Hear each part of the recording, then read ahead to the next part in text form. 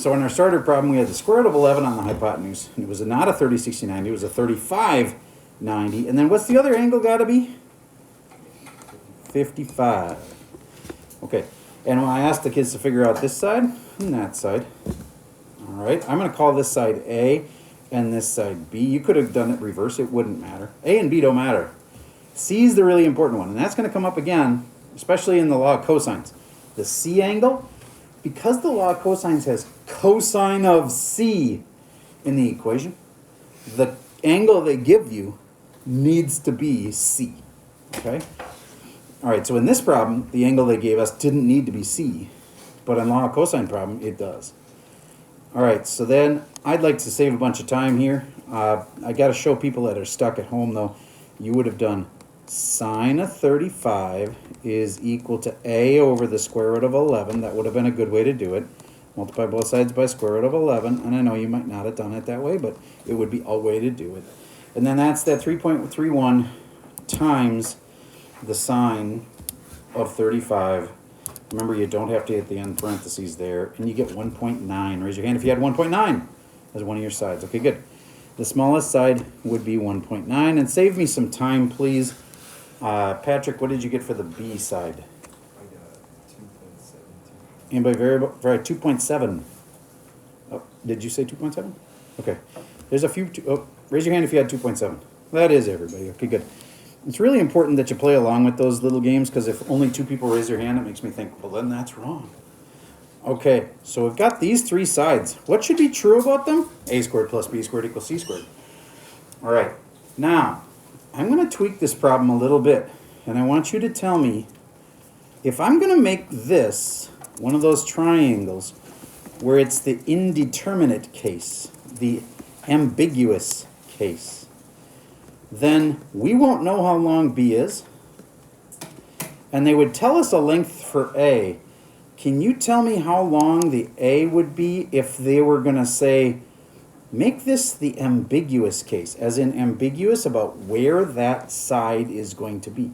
What would they pick for this length then? Would you agree that it has to, oh, go ahead. Nice. Shorter than the square root of 11, because otherwise it would turn into the longest side of the triangle, and that'd be bad.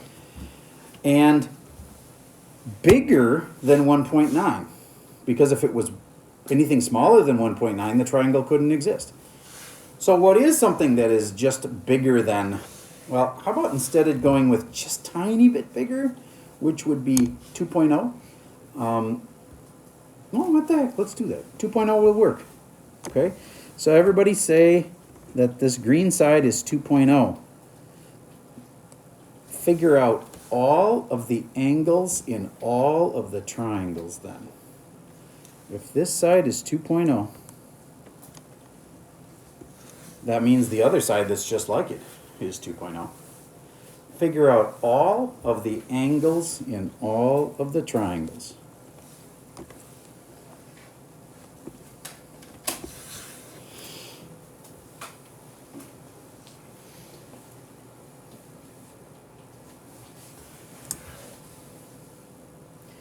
I'm going to pause for a minute while you give that a shot. Okay, so I had to label them. I used A, B, and C. I can't possibly know what you picked for all of your sides. Okay, so maybe you use different letters. But at least you should know what this angle comes out. Even if I call it B and you called it C, this angle right there is the first thing you'd find. You'd use the law of sines. Sine of 35 over 2 is equal to sine of B, which again you might have said A, I don't know, over square root of 11. And I multiply both sides by square root of 11. And now I'm going to do the square root of 11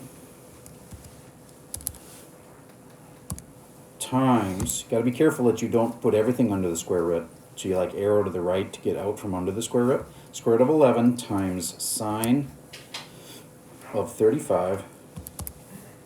And I'm going to hit enter because that's a lot and I want to get it done. And then I'm going to divide by 2. And I got 0.95 equals sine of B. And then I'm going to do inverse sine of, I'm using second answer to bring down the 0.95116894914, and I get 72 degrees. Raise your hand if you had 72 degrees. Awesome. Now, I hope you didn't, this would be an easy mistake to make, put the 72 here. It's not. That's 72, and therefore, this one is also 72 right here. 72, and that makes this one 100 and what? 108. And then that means this angle up here, because there's three angles add up to 180. I personally would have gone 180 minus the other two, 108 minus 35, and I get 37. Okay. Oh, and one more for this. This hasn't been identified yet, and that'd be 180 minus 72 times 2. And that's 36. So this last one up here is 36 degrees. Okay, are you getting that? Does that make sense to you? All right. So, what else do you have to know for your little quiz? Last thing, I think it's the last thing, at least the next thing. Let's see who recalls the law of cosines. It starts with a squared. Not asking you to use it, just asking you to write it. Don't say it yet. Give people some time. Starts with a squared. Write it down. It is called the law of cosines, so that's a little hint.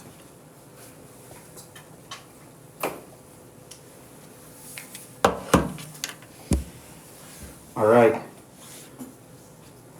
Raise your hand if you're confident. I promise not even to call on you at this point. But who really is confident that you think you've got it? 1, 2, 3, 4, 5, 6, 7, 8, 9. Okay. That helps. Now we've got 9 people that are ready with the law of cosines, even having it memorized before we actually have to use it. And the reason I'm pounding on that one so hard is because it's a really complicated formula. And you're going to have to have it memorized. So. All right. Anybody willing to give me the law of cosines? Sure. A squared plus b squared minus 2ab cosine c equals c squared. Yes. Now here's my question for you. In a right triangle, isn't it true that we don't need this whole thing here for a right triangle? So then I want you to think about it. Does that mean that A is 0? Or that B is 0? Or that C is 0? Or what would that mean? Why would that thing drop out in a right triangle?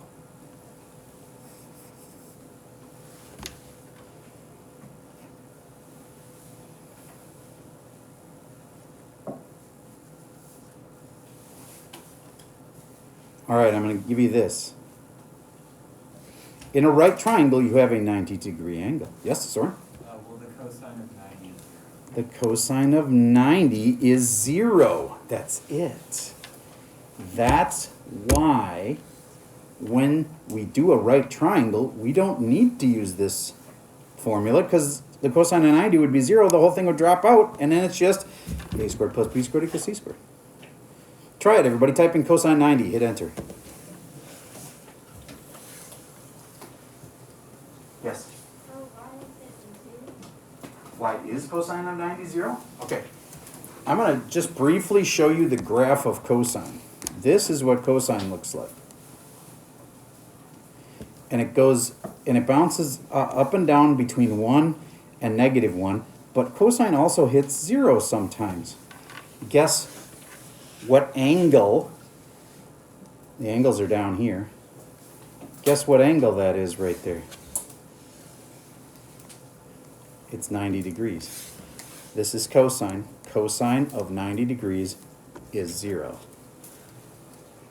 So cosine is a wave. All right, you don't have to know this yet. You want to know something from a month from now, and I'm just trying to give you a quick glimpse. But it's okay, you don't have to know that. Your calculator can do cosine of 90, would you agree? All right, you'll understand it more later. If I took the time right now, you'd all get just really confused because you'll have to know a bunch of things before you totally understand it. All right, so I think you're ready. What we're gonna do next, I'm gonna pause the video, is we're gonna take a quiz in class, and it's gonna be on paper. I'm just gonna double check the Google Meet again and see if anybody is in the Google Meet. Nope. Make sure that I'm not wrong on that. Nope, nobody's there, so otherwise I need to tell them how to take it. So here is a little quiz.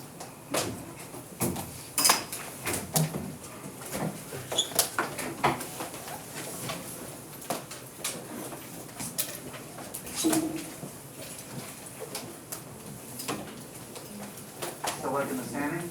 Yeah. Good.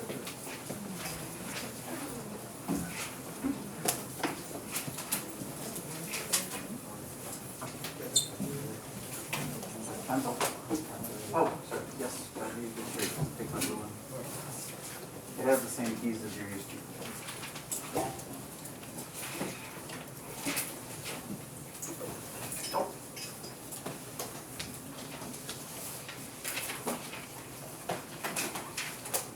What's up, Caddy? No, that was a vicious curveball. There you go. Oh, my bad, I'll get that for you.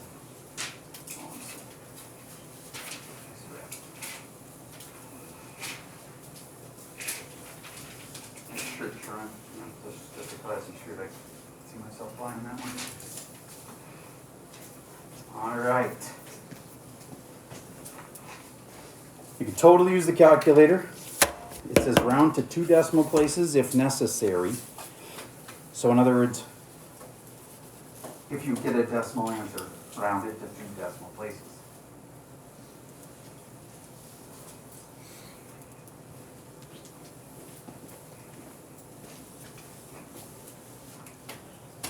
Want to use a calculator? Okay. Can you put that over on my desk with the other collection of goods? Thank you. All right, I've decided there's one more kind of problem I'd like to do with you. I know, just look up from your quiz for a second. So let's say it's the 30, 60, 90. 30 is across from the 1. Can you tell me what the other two numbers are? If this is a 30, 60, 90, what are the other two ratios? 1 and then... Go ahead, Jacob. 2 and then square root of 3. Yes. Then if you had one of these kind of problems, where this is a 30, 60, 90, but this isn't 2, it's like 14, you should be able to go, if I want this, let's say it's b, always start with the variable. b is to the square root of 3, like 14 is to 2, and then you can solve those. That's the one kind of problem I didn't talk about, so. All right, I'm going to pause for a sec. You have to draw your own, classic 30, 60, 90 triangle.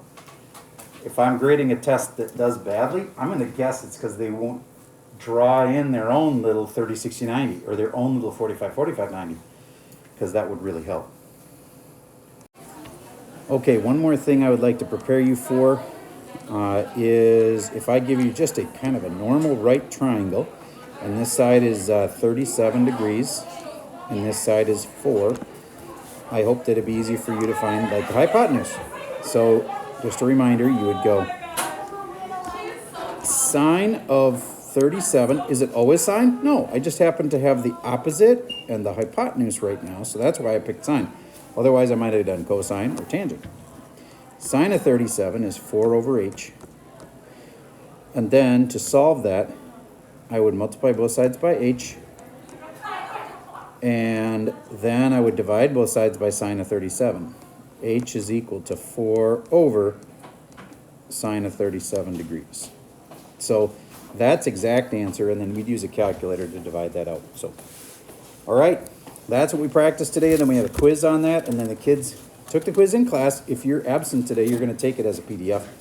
And then I'm sending the key, posting the key, and your job over the weekend is to grade your quiz out of 14 points, put the score on the top, and drop it in the Dropbox. And that's all I got for you for today.